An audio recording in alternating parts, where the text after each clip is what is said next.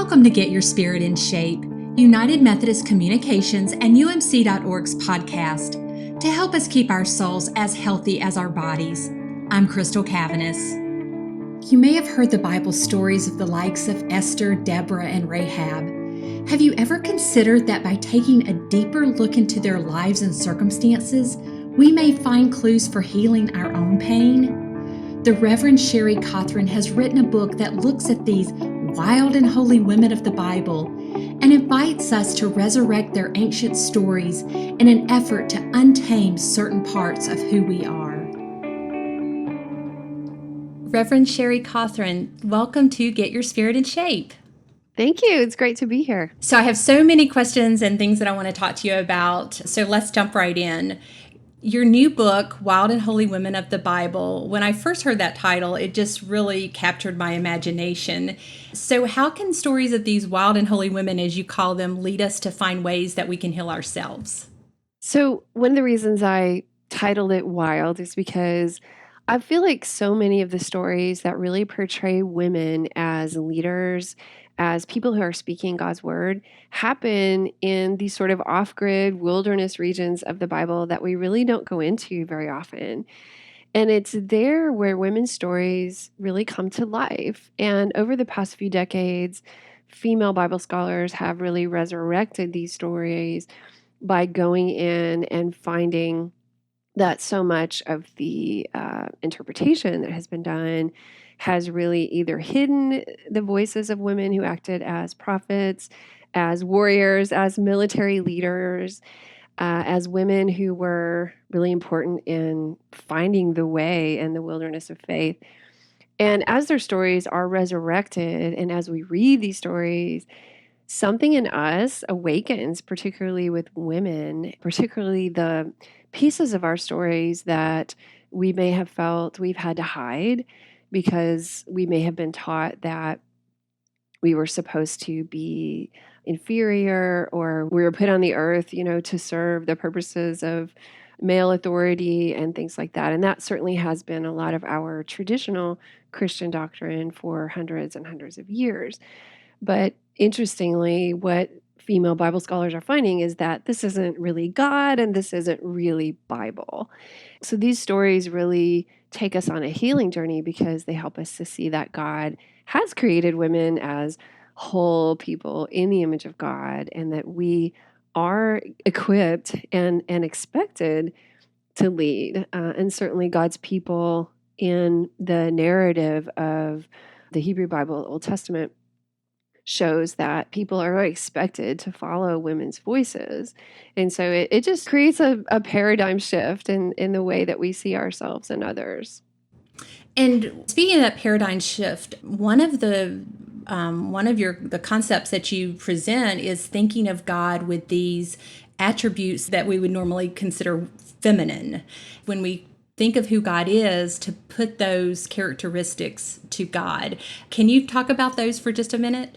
Yes. So in the Old Testament, of course, we see mostly a male sort of image for God. But certainly throughout the Bible, we do see the more feminine aspects of a divine acting in the world.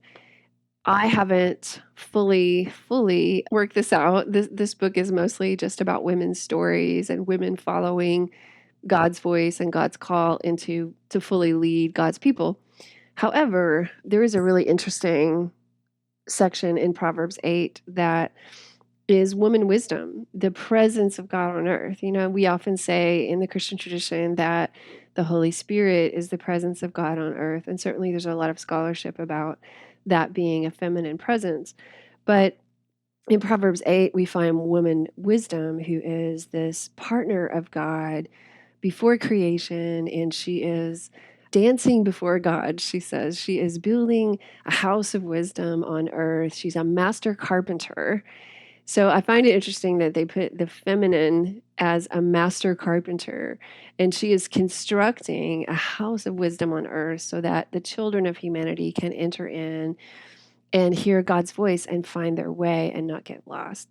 And so she tells us that she is the wisdom of God, and all who seek her find life, and all who reject her find death. So you have this feminine voice that is really strong throughout Bible, but most people I talk to have never read Proverbs 8 or heard of woman wisdom. And so I call it a wilderness. It's a new frontier of Bible, really looking for the feminine voices that speak so strongly and so uniquely about God's presence on earth. And we've been missing that voice. We have really lost something by losing that voice. We have limited our faith, we've limited God, we've limited women, of course, but we've put limits on humankind by ignoring what's there in the text in the Bible. So this book seeks to kind of take people on an adventure into the wilderness portions of the Bible, the wild Bible. I always say, like, a large percentage of the Bible we haven't even explored. And when we do explore it, we find that women's voices are really front and center. Well, I want to talk about that next because some keywords jumped out to me as I was reading the book. One was resurrecting these stories. One was the whole healing, and the other was wander. I loved reading about wander, but the one I really want to talk to you about is untamed. Because I think when we think about that word, we think of something going from untamed to tamed. But you're really turning that idea on its head and suggesting that we work to untame certain parts of who we are. I'd love for you to talk more about that. I found that really interesting. Right. Well, of course, Walter Brueggemann, the popular Old Testament theologian, he might have been riffing on someone else. I don't know. But he has this book about going through the Psalms as orientation, disorientation, and reorientation. And I think that anytime we walk through a Bible story, this is what's happening. We are disoriented. And then we are oriented when we walk into the story. We think we know everything. We walk into the story, we listen to the characters, we see what God is doing or not doing. We experience the story and we become disoriented. We lose our way because the world is not as we thought it was. And this is the beauty of story, particularly Bible stories. And then we come out the other side with a reorientation, a new way of looking at life with new horizons, and we've reinterpreted the story. And this is what's so interesting with women's stories in particular, is that we come in with one point of view. We walk into the story, we come in with this idea that our feminine spirit has been tamed. Okay, we've grown up in a patriarchal culture. We know that there's been attempts to tame the feminine spirit. This is just common knowledge, right? And then we walk into the story and there's something really wild and untamed about the story. We walk into the stories where women are guarding the gates of sacred sites. We find this in Exodus and in Samuel and also in the Gospel of John. We walk into a story in which a woman is a military leader and a judge, Deborah, and she's the highest authority in her community. And all of a sudden, our views of ourselves being tamed are untamed. But we don't stay there. We can't stay in that place. We come out the other side. And that might take years. It may take a lifetime. But we come out the other side with a reorientation. And I think as women, we move from tamed to untamed to free, to an idea that we are truly free in God's design for us. And so I think each one of these characters has a way of unlocking what is sort of frozen inside of us and getting at that wholeness that God has planted in all of us and giving us access to it. Once we have access to God's image, God's divine image in us, God's love inside of us, then we can really run with it. The whole problem of taming the feminine spirit is that we lose access to our intuition and our instincts, and we're told not to trust ourselves, that everything has to be rubber stamped by male authority. And so we don't even trust our own voices. And so through these stories, we learn that not only did these women trust their own voices, God trusted them. and their communities trusted them. And we just haven't heard them yet. And so when we do, then whole new horizons open up in our faith journey, and we are able to give back to our communities in a way in which we're not just giving our hurt and our confusion, we're giving our love, our genuine love. And so, and we're giving it freely out of our own will instead of just, being tasked with serving others in a sort of codependent way. So I talk about women being conditioned into codependence because we are taught from young girls that we exist for others. And, in a sense, that's true. We do exist for others, but primarily we exist for God. And so these stories give us access to that relationship with God. Sherry, one of the things I found most fascinating about the book and about the stories, some of them I knew and some of them I didn't, is that they are ancient stories, but you did two things. You were digging deeper beneath the story that we're just, the words that we read, and then you're showing us how they're relevant today. And for example, I never considered what it meant that Esther was an orphan. That was something I never even thought about, and that she actually was still being held captive, even though she was heralded for saving her people. So then, I'm thinking about Esther in this way and the victimization of women that so tragically is prevalent throughout the world today. And suddenly Esther's story just is alive and relevant and shows us these pathways for healing that you're talking about. That seemed like it took a lot of this digging deep. I'd love to hear maybe a little more about the process of that. I read an amazing book, I think while I was in seminary, by Timothy Beale called The Book of Hiding. And it really opened up my thinking on Esther's story. And he talks a lot about the identity politics that, the games that she had to play. But I also saw, behind the curtain of the story. The story we often tell like a fairy tale. Esther's a queen, she saves her people, everything's happy, But we don't look behind the fairy tale into the layers of what she actually was going through.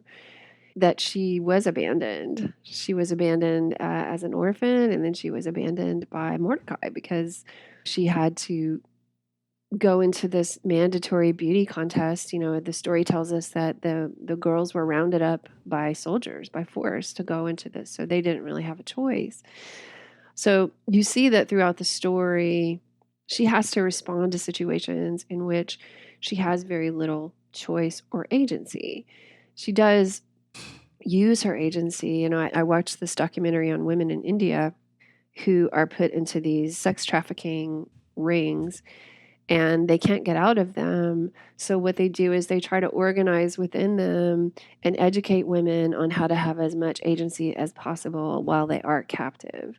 And so this is kind of how I began to see Esther's story, and that the king held all the cards. He had banished the Queen Vashti before her, and if he, at the wave of a hand, he could have banished her as well, and that was always a reality for her. So while she had power and while she had agency, I still see her. This is just my view of her, but I still see her as being very captive behind the ironclad walls of this kingdom that she can't escape. So the song that I wrote is called Too Late to Be Free. And it talks about how it's really through recognizing the ways in which we have been suppressed or held captive or held down or abandoned, and kind of going through the grieving process and the loss process of that we can come out the other side and realize that God truly has given us agency in the world. God has not only given us agency, but given us stories to follow and to enact that into the world. I definitely want to talk about your CD. So we're going to talk about that. But before we do, I want to talk about Rahab. Of all the women featured, this one felt like maybe it felt especially personal when I was reading it from maybe your vantage point. I felt like we saw you let us see some of your story here too. I put a little bit of my stories into the book. I'm working on that, on sharing more of my stories. But yeah, that is one in particular that made it in. I read you had written, she stood up for herself, and to be saved, she had to believe that her life was worth saving. I felt like that these were maybe mantras that you had, perhaps they had been personal mantras, or maybe you had wished they had been mantras at some time in your life. But I'll just be very transparent with you. When I read just the line, "She became her very own hero," I teared up. I really connected with the power of that statement. And if I'm recalling my Bible history correctly, which maybe I'm not, but I believe that Rahab is actually part of Jesus's lineage through Joseph. And to me, which really underscores how she became a part of God's redemption story, even through all that she had gone through. I really was encouraged by how you really showed Rahab fighting for herself and claiming that value. It was really beautiful. So, Thank you. And you mentioned the songs. I wrote the songs. I've been a musician my whole life, and I was in the music industry as a singer-songwriter and lead singer of a rock band for 10 years. And so songs always lead the way for me. And in a way, I learned how to do the song sermon in seminary. And I kind of work out my theology in the song, and then that works its way into the chapter. So this song talks about Rahab is saying, "Are God's men circling the godless city looking for me?" She's kind of like, really? No, they didn't come there to save her. They came there to pump her for information. That's why they were there. They didn't say, "Oh, we need to save you." That's not what that transaction was about. But she was the one who seized the moment, and she was the one who risked and took advantage of the opportunity to rise up out of her situation. And she was, a marginalized character in the city of Jericho. And the story tells us, that she was a prostitute, or she ran a brothel or something along those lines. And so we instantly see her as someone who, prostitution was not illegal in the ancient world, but certainly looking back, we put shame on her. We put a label of shame on her instantly. And she's the one that reaches up and says, "No, this is not who I am. This is just what I'm doing to survive." And she's the one that climbs up out of the story, out of the walled world that she's living in. And of course, God is the one who is responsible for the walls of Jericho coming down. And so she's able to kind of walk out of those walls and be rescued. But her rescue is really a partnership between her and God, and Joshua just happening to be obedient and follow through with what he was told to do as well. So we see that she had to stand up for herself, even in the midst of her own victimization. I do want to talk about the CD, Wild and Holy, and these songs were written specifically for these women that you featured. And then the lyrics are at the front of each of your sections. And I love that it's kind of written almost as like a study guide too. You read and then there's questions behind it. So I could definitely see women's groups doing this study together. And you've already alluded to the fact that in another life you were in a rock band, the Evan Roods, and spent time in the music business before you pursued your call to ministry. And I guess it is an understatement that music is an important part of who you are. And you talked about how music is woven into how you do ministry.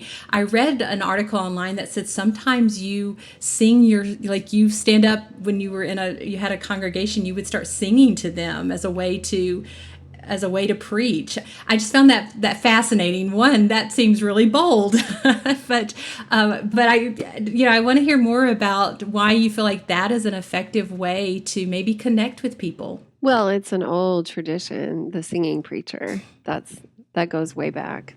I didn't invent that. That's an old preaching tradition to preach, sing, particularly in the African American church.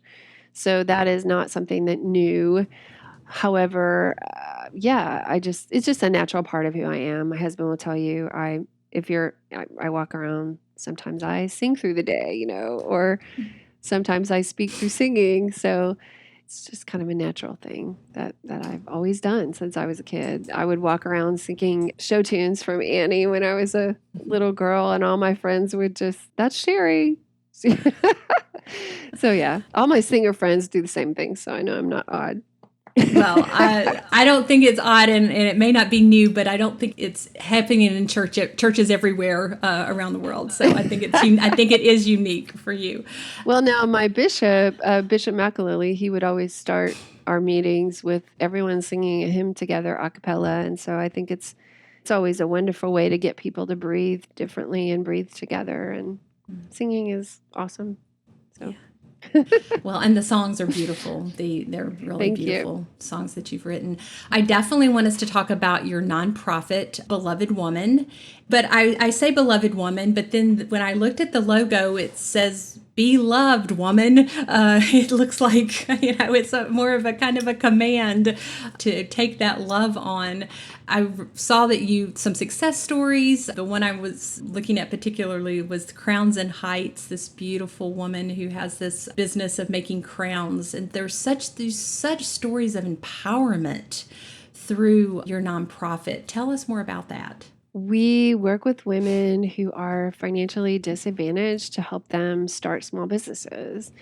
And one of the things I've found in my ministry, and certainly as a pastor, is that so many women who are single mothers, raising families, they have 2 and 3 jobs to make ends meet because they're not making a living wage. And often they will have what we call a side hustle going on, some kind of business where they're making a product and selling it out of their back door or at markets, or they're cleaning houses, or they're doing elder care, or some kind of business that they have developed where they make extra income.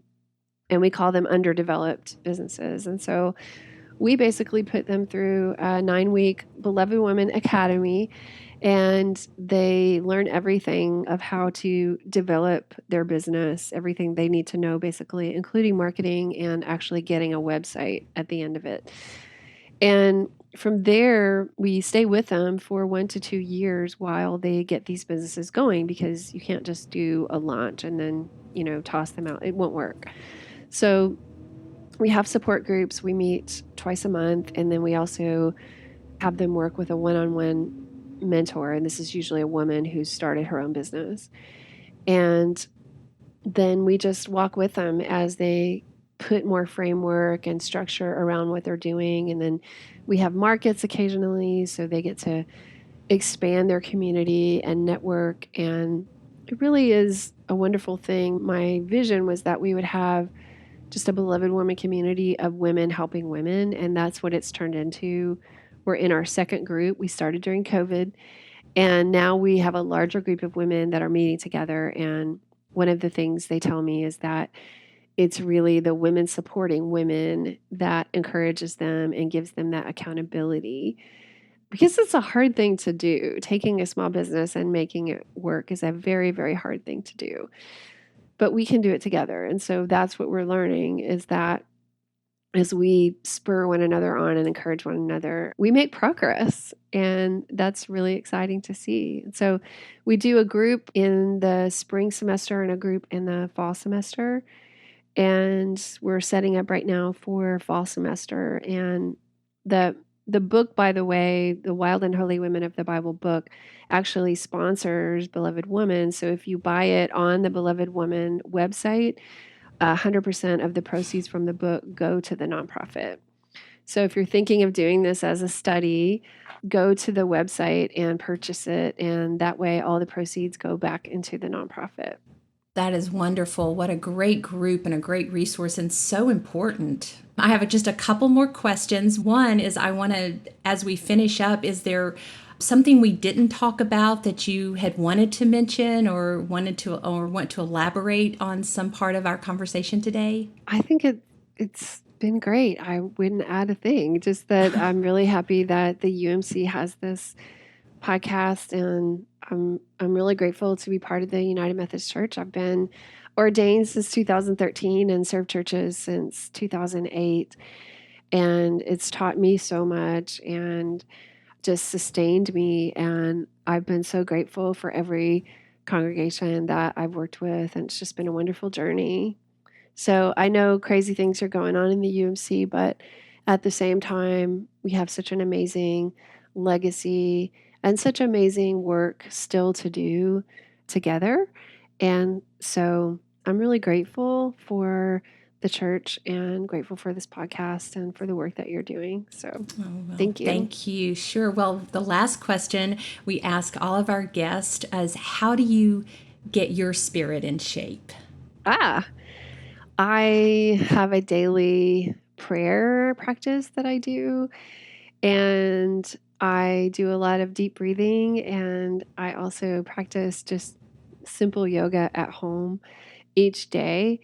And I try to have that communion time each day with God and walk through just a regular meditation practice that I do each evening, because it puts things in perspective and helps me to understand what I'm here for and calms my anxiety and all of those things. And I do what's called centering prayer. I learned it from Thomas Keating, who was a monk that just passed away recently. And he really developed, I think Richard Rohr does talk about it, but really has been developed through, I think, the Franciscan monks. And it's really just about centering yourself on an aspect of God and letting that kind of sink down into your bones and become the main character of your spirit. Because life is hard and the world is hard, and we need that time of communion and rest with God. And I talk about it in the book. There's instructions on how to do it because it's so easy to do. But that's basically the practice that I do each day, and it keeps me centered, which is centering prayer, the name. Well, Sherry, thank you for your ministry. Thank you for writing this book that is so inspiring and so supportive of women. And thank you for being a guest on Get Your Spirit in Shape. It's truly been a delight. Thank you, Crystal. It's been a delight for me as well. That was the Reverend Sherry Cothran, lead pastor at St. Mark's United Methodist Church in Chattanooga, Tennessee, and the author of Wild and Holy Women of the Bible. I hope you enjoyed the conversation and learned as much as I did from it. To order a copy of Wild and Holy Women of the Bible and learn more about Sherry's work, go to umc.org/podcast and look for this episode of Get Your Spirit in Shape. You'll also find helpful links and a transcript of the conversation. My email address is also there, so you can chat with me. Thanks so much for listening. We'll be back soon with another conversation to help us keep our souls as healthy as our bodies. I'm Crystal Cavanis.